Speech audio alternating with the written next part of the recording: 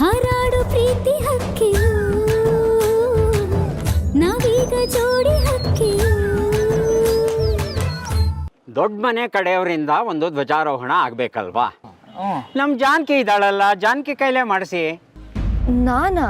ಹೌದೌದು, ಜಾನಕಿ ಮೇಡಮೇ ಮಾಡಬೇಕು. ಜಾನಕಿ ಮೇಡಮೇ ಮಾಡಬೇಕು.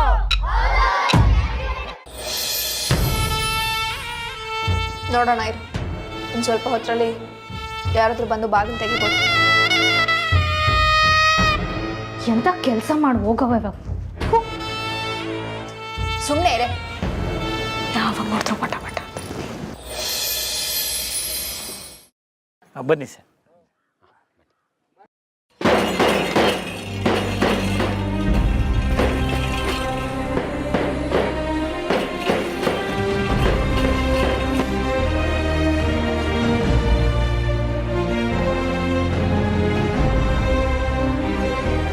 ಬನ್ನಿ ಬನ್ನಿ.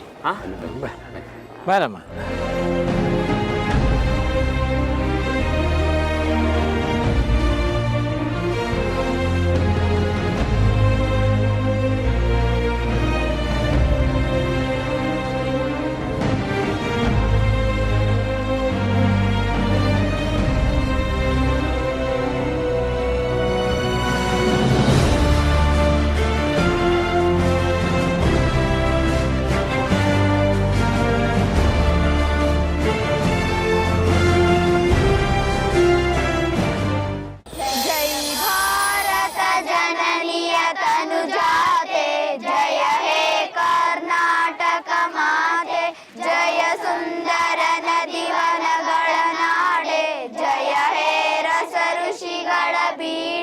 ಭೂದೇವಿಯ ಮಕುಟದ ನವಮಣಿಯೇ, ಗಂಧದ ಚಂದದ ಹೊಂದಿನ ಗಣಿಯೇ, ರಾಘವ ಮಧುಸೂದನರವತರಿಸಿದ ಭಾರತ ಜನನಿಯ ತನುಜಾತೆ. ಜಯ ಹೇ ಕರ್ನಾಟಕ ಮಾತೆ, ಜನನಿಯ ಜೋಗುಳ ವೇದದ ಘೋಷ, ಜನನಿಗೆ ಜೀವವು ನಿನ್ನಾವೇಶ. ಅಸುರಿನ ಗಿರಿಗಳ ಸಾಲೆ, ನಿನ್ನಯ ಕೊರಳಿನ ಮಾಲೆ, ಕಪಿಲ ಪತಂಜಲ ಗೌತಮ ಜನನುತ ಭಾರತ ಜನನಿಯ ತನುಜಾತೆ. ಜಯ ಹೇ ಕರ್ನಾಟಕ ಮಾತೆ, ಜಯ ಹೇ ಕರ್ನಾಟಕ ಮಾತೆ, ಜಯ ಹೇ ಕರ್ನಾಟಕ ಮಾತೆ.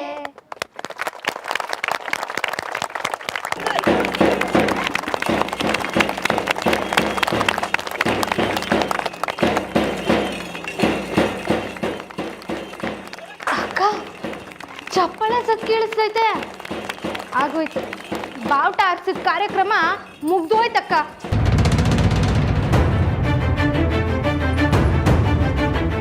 ಮಕ್ಳು ಎಂತ ಕೆಲಸ ಮಾಡಿದ್ವು. ಥೂ.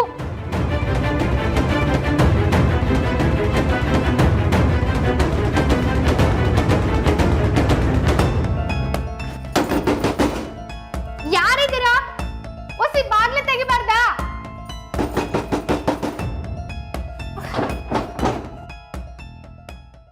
ತಾಯಿ ಭುವನೇಶ್ವರಿಗೆ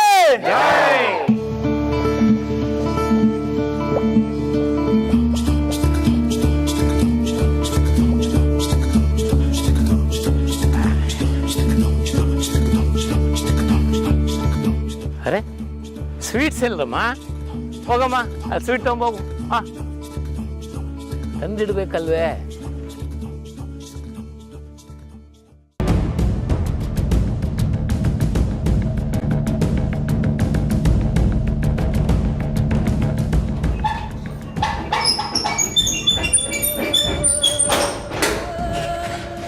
ನಿಂದ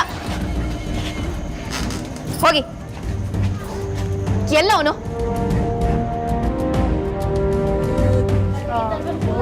ರೂಮ್ ಬೀಗ ನಿಂತ್ಕೊಳ್ಳೋ.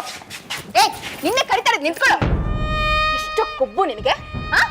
ರೂಮಲ್ಲಿ ಕೂತಿರಿ, ರೆಡಿ ಆಗಿದ ತಕ್ಷಣ ಕರಿತೀನಿ ಅಂತ ಹೇಳಿ ಡೋರ್ ಲಾಕ್ ಮಾಡ್ಕೊಂಡು ಹೋಗಿದ್ಯಾ. ಕತ್ತೆ ಅಂತ ಯಾಕದಕ್ಕೆ ಮೇಲೆ ಕೈ ಮಾಡ್ತಾ ಇದ್ದೀರಾ? ಅಲ್ಲ, ಈಟೊತ್ತು ಎಲ್ಲಿದ್ರಿ ನೀವು? ಏನ್ ಮಾಡ್ಲಿ ಬಾಬಾ, ಇವನೇ ನನ್ನನ್ನ ರೂಮಲ್ಲಿ ಕೂಡ ಹಾಕಿದ್ದು. ದೊಡ್ಡೊಟ್ಟೆ ಹೌದಲ್ಲ? ನಾನಮ್ಮಣ. ರೂಮಲ್ಲಿ ಕೂಡ ಹಾಕಿದ್ದು ಅಲ್ದೆ ಈಗ ಎಲ್ರ ಮುಂದೆ ಸುಳ್ಳು ಹೇಳ್ತಿದ್ಯೇನೋ? ನಾನಾ? ಗೊತ್ತಾಯ್ತಲ್ವಲ್ಲ, ಒಸಿ ಮಾರು ಮೇಡಮ್. ಪಾಪ ಈ ಹುಡುಗನ್ಗೆ ಸ್ವಲ್ಪ ಮರುವು ಅನ್ಸುತ್ತೆ. ಹೌದು ಮರೆ, ನನ್ನೆ ಒಂದ್ ಕಿತ ಯಾರ್ಲ ಅಂತ ಕೇಳ್ತಾನೆ. ಪಾಪ ದೊಡ್ಡ ಹಿಂಗ ಆಗ್ಬಾರ್ದಿತ್ತು. ಲೇ ದೊಡ್ಡಟೆ, 8 ದಿವಸ ನಿಂಗೆ ಈ ಕಾಯಿಲೆ.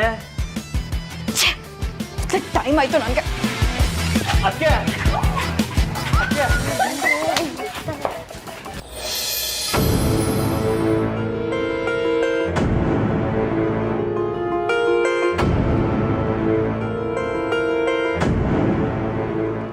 ಏನ್ ಬಾಬಾ ಇದು? ಫ್ಲಾಗ್ ಹೋಯ್ಸ್ ಮಾಡಕ್ ನನ್ನನ್ನು ಇನ್ವೈಟ್ ಮಾಡಿ ಈಗಾಗ್ಲೇ ಮುಗಿಸಿದಿರಲ್ಲ. ಅದಕ್ಕೆ ಅದು ನಾನೇ ಹೇಳಿದೆ ಕಣಮ್ಮ. ಈಗೇನು ತೊಂದರೆ ಆಯಿತು? ಏನೂ ಆಗಿಲ್ಲ ಅಲ್ವಾ? ದೊಡ್ಡ ಮನೆ ಕಡೆಯಿಂದ ಯಾರಾದರೊಬ್ಬರು ಧ್ವಜ ಹಾರಿಸ್ಬೇಕು. ನಿನ್ನ ಬದಲು ಜಾನಕಿ ಹಾರಿಸಿದ್ದಾಳೆ ಅಷ್ಟೇ.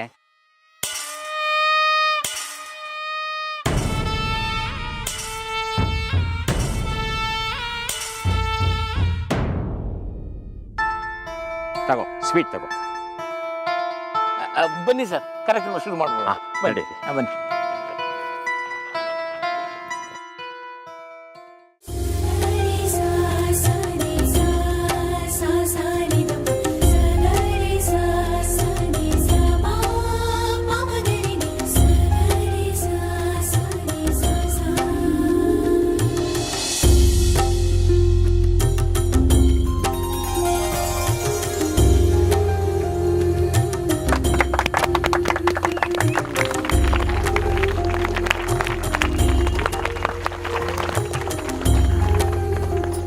ಸಿದ್ಧ, ಇನ್ನೆಲ್ಲಿ ಚೇರ್ ತರ್ತಾರಲ್ಲ? ಇನ್ನ 2 ಚೇರ್ ಯಾಕೆ? ಅದು ರಾಮಣ್ಣನು ಜಾನಕಿ ಮೇಡಮ್ನು. ಏನು ಬೇಕಾಗಿಲ್ಲ. ದೊಡ್ಡ ಮನೆಯಿಂದ ನಾನೊಬ್ಳು ಬಂದಿದ್ದೀನಲ್ಲ, ಅಷ್ಟು ಸಾಕು ಅಲ್ವಾ ಪಾವ? ಏನು ಪರವಾಗಿಲ್ಲ ಅದಕ್ಕೆ, ನಾವಿಲ್ಲೇ ಕೂತ್ಕೋತೀವಿ.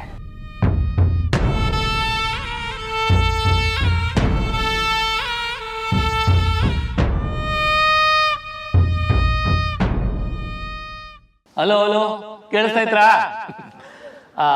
ಎಲ್ರಿಗೂ ನಮಸ್ಕಾರ. ಪ್ರತಿ ವರ್ಷದಂಗೆ ಈ ವರ್ಷನೂ ನಮ್ಮ ಶಾಲೆಯಲ್ಲಿ ಕನ್ನಡ ರಾಜ್ಯೋತ್ಸವ ಆಚರಿಸಬೇಕು ಅಂತ ನಾವೆಲ್ಲ ಸೇರಿದ್ದೀವಿ.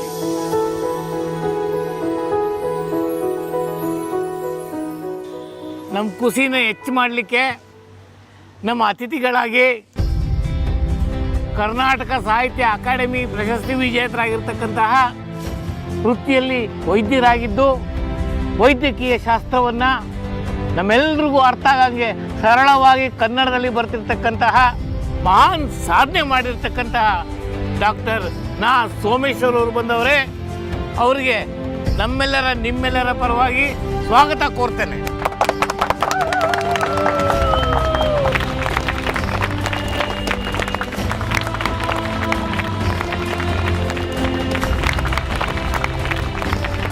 ಧನ್ಯವಾದಗಳು ಪುಟ್ಟಿ. ಹಂಗೇನೆ ನಮ್ಮ ದೊಡ್ಡ ಮನೆ ಸೊಸೆಯಾಗಿರ್ತಕ್ಕಂತಹ ನಂದಿತಮ್ಮನವರು ಬಂದವರೇ. ಅವ್ರಿಗೂ ನಮ್ಮ ಪರವಾಗಿ ನಿಮ್ಮ ಪರವಾಗಿ ಸ್ವಾಗತ ಕೋರ್ತೇನೆ.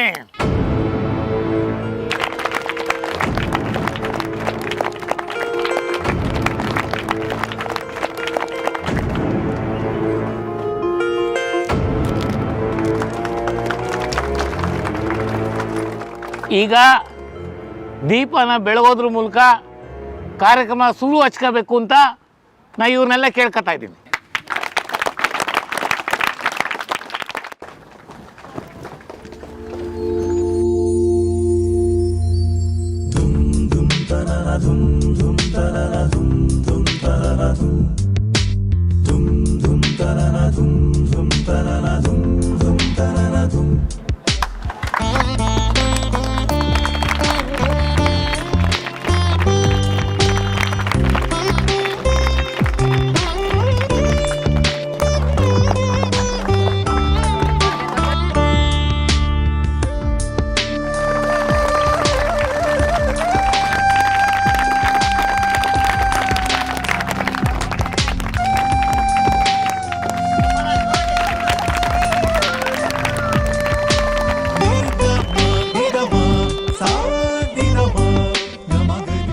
ಈಗ ನಮ್ಮನ್ನು ಉದ್ದೇಶಿಸಿ ನಮ್ಮ ಮುಖ್ಯ ಅತಿಥಿಗಳಾದ 1 ನಿಮಿಷ, ಮೊದಲು ನಾನು ಮಾತಾಡ್ತೀನಿ.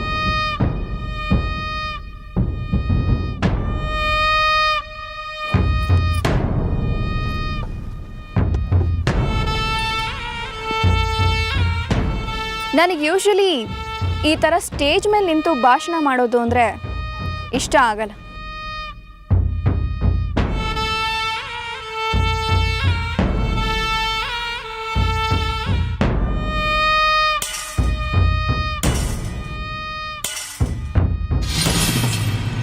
ಸುಮ್ಮನೆ ಟೈಮ್ ವೇಸ್ಟ್. ವರ್ಷಕ್ಕೆ 1 ದಿನ ಕನ್ನಡ ಕನ್ನಡ ಅಂತಂದರೆ ಏನು ಪ್ರಯೋಜನ ಬಂತು?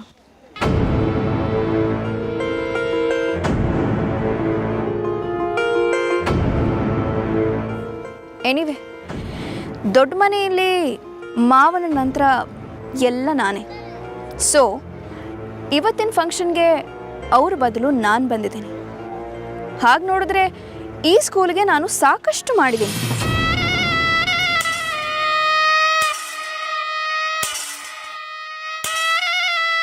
ಮೊದಲು ಕಂಪ್ಯೂಟರ್ ಬಂದಿದ್ದು ನಮ್ಮನೆ ಕಡೆಯಿಂದಾನೇ ನೋಡಿ.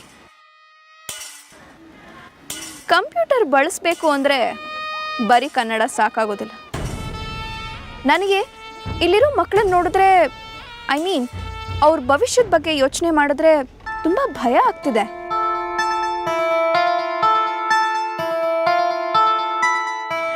ವಯಸ್ಸಾದ್ಮೇಲೆ ಇವ್ರ ಥರ ಯಾವುದಾದ್ರೂ ಕನ್ನಡದ ಕಾರ್ಯಕ್ರಮಗಳಿಗೆ ಅಲ್ಲಿ ಇಲ್ಲಿ ಸುತ್ತಾಡ್ತಿರ್ಬೇಕಾಗತ್ತೆ.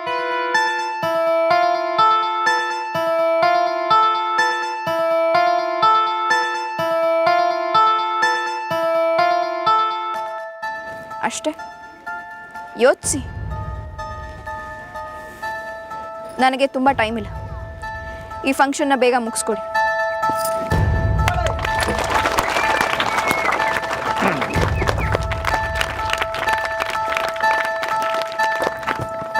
ಈಗ ಹಿರಿಯರಾದ ನಮ್ಮ ಮಾರ್ಗದರ್ಶಿಗಳಾದ ಡಾಕ್ಟರ್ ನಾ ಸೋಮೇಶ್ವರ್ ಅವರು ನಮ್ಮನ್ನು ಕುರಿತು 2 ಮಾತಾಡಬೇಕು ಅಂತ ಕೇಳ್ಕೊತಾರೆ.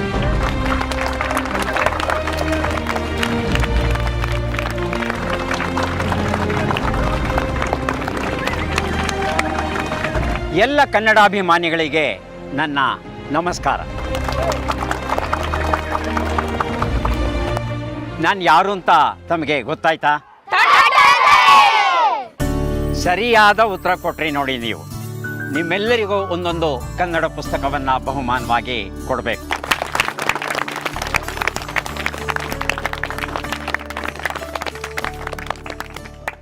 ನಮ್ಮ ಕನ್ನಡಿಗರಲ್ಲಿ ಕೆಲವರಿಗೆ ಕೀಳರಿಮೆ ಇದೆ.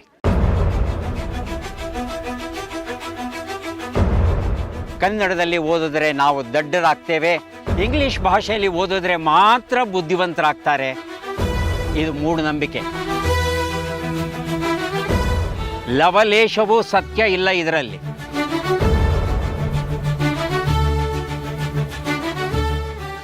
ಭಾರತ ರತ್ನ ಮೋಕ್ಷಗುಂಡಂ ಸರ್ ಎಂ ವಿಶ್ವೇಶ್ವರಯ್ಯ ಅವರು ಎಂತಹ ಅದ್ಭುತವಾದ ಇಂಜಿನಿಯರ್ ಅನ್ನೋದು ನಮಗೆಲ್ಲ ಗೊತ್ತಿದೆ. ಕನ್ನಂಬಾಡಿ ಕಟ್ಟೆ ಸಾಕ್ಷಿಯಾಗಿ ನಿಂತಿದೆ. ಅವರು ತಮ್ಮ ವಿದ್ಯಾಭ್ಯಾಸವನ್ನು ಆರಂಭ ಮಾಡಿದ್ದೇ ಕನ್ನಡದಲ್ಲಿ.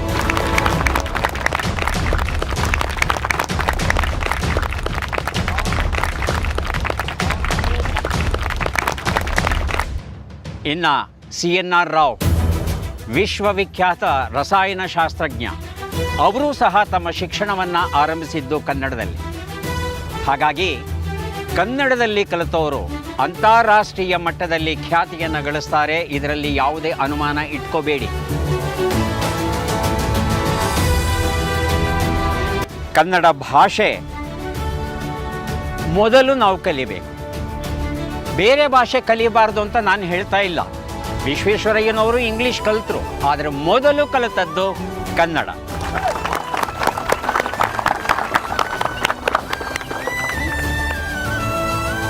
ನಾನು ಅನೇಕ ಕಾರ್ಯಕ್ರಮಗಳಲ್ಲಿ ಭಾಗವಹಿಸಿದ್ದೇನೆ. I have participated in many international conferences also.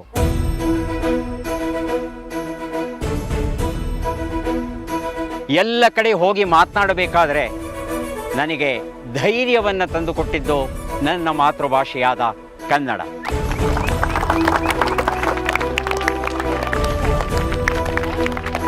ಹಾಗಾಗಿ ಕನ್ನಡಿಗನಾದ ನಾನು ಕನ್ನಡಿಗ ಅಂತ ಹೇಳ್ಕೊಳ್ಳಿಕ್ಕೆ ಯಾವ ಕಾಲಕ್ಕಾದರೂ ಸರಿ ಹೆಮ್ಮೆ ಪಡ್ತೇನೆ.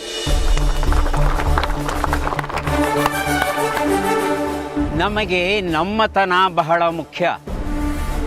ನಮ್ಮ ನಾಡಿನ ಬಗ್ಗೆ, ನಮ್ಮ ನುಡಿಯ ಬಗ್ಗೆ, ನಮ್ಮ ಭಾಷೆಯ ಬಗ್ಗೆ ಅಭಿಮಾನ ಕನ್ನಡಿಗರಾದ ನಾವು ಪಡೆದೇ ಇದ್ರೆ ಇನ್ಯಾರು ತಾನೇ ಪಟ್ಟಾರು?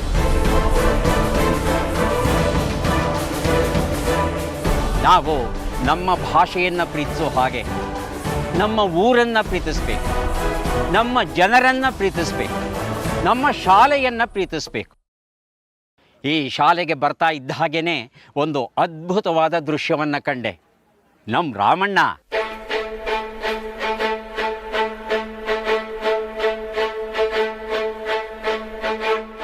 ಹುಡುಗರ ಜೊತೆ ಎಲ್ಲ ಸೇರಿಕೊಂಡು ಈ ಶಾಲೆಯನ್ನು ಎಷ್ಟು ಚೆನ್ನಾಗಿ ಸ್ವಚ್ಛಗೊಳಿಸ್ತಾ ಇದ್ದ, ಎಷ್ಟು ಚೆನ್ನಾಗಿ ಅಲಂಕಾರವನ್ನು ಮಾಡ್ತಾ ಇದ್ದ. ನನಗೆ ಹೃದಯ ತುಂಬಿ ಬಂತು.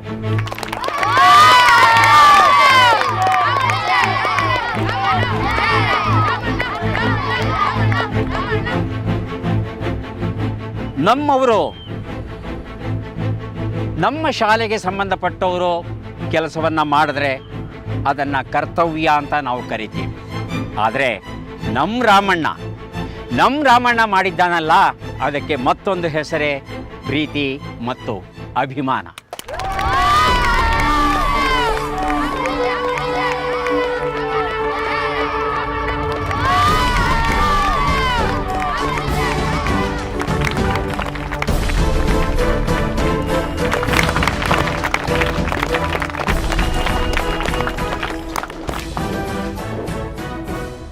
ನನಗೆ ರಾಮ ಅಂದರೆ ಬಹಳ ಇಷ್ಟ. ಇಷ್ಟೆಲ್ಲ ಒಳ್ಳೆ ಕೆಲಸ ಮಾಡಿದ್ದಾನಲ್ಲ ಈ ಶಾಲೆಯಲ್ಲಿ.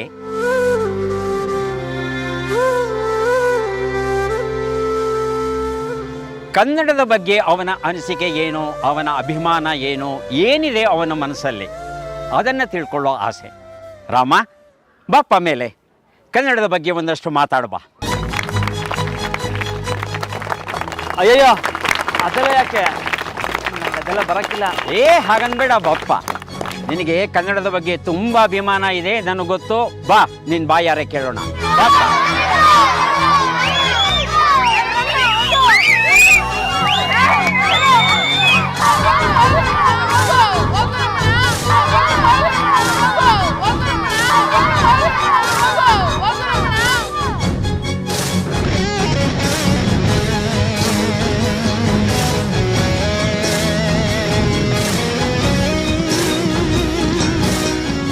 ಬಾಪ್ಪ ಬಾ, ಮಾತಾಡ.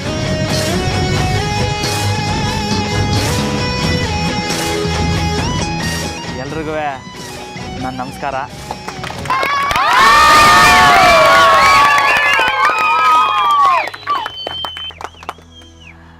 ನನಗೆ ಈ ವೇದಿಕೆ ಮೇಲೆ ನಿಂತ್ಕೊಂಡು ಮಾತಾಡೋ ಅಭ್ಯಾಸ ಇಲ್ಲ. ಕುತ್ಕೊಂಡೇ ಮಾತಾಡು. ಲೈ, ಸುಮ್ ಕುತ್ಕೊಳ್ಳ. ನೀವೇನು ಅನ್ಕೋಬೇಡಿ, ಅವನು ಹಂಗೆಯ. ದೊಡ್ಡವರು ಸ್ಯಾನೆ ಸಂದ ಕೇಳಿದ್ರು, ಆದರೆ ನಾನು ಆಟಂದೆಲ್ಲ ತಿಳ್ಕೊಂಡಿಲ್ಲ. ನಂಗೇನು ಅನ್ನಿಸ್ತೈತೋ ಅದನ್ನ ಹಂಗಂಗೆ ಹೇಳ್ಬಿಡ್ತೀನಿ. ವರ್ಷಕ್ಕೊಂದು ದಿವಸ ಮಾತ್ರ ಕನ್ನಡ ಅಂತ ಕೂಗಾಡ್ತೀರ ಅಂತ ನಮ್ಮತ್ತಿಗೆ ಏನೋ ಗೊತ್ತಿಲ್ಲದೆ ಹೇಳ್ಬಿಟ್ಟವ್ರೆ ಅನ್ನಿಸ್ತೈತೆ.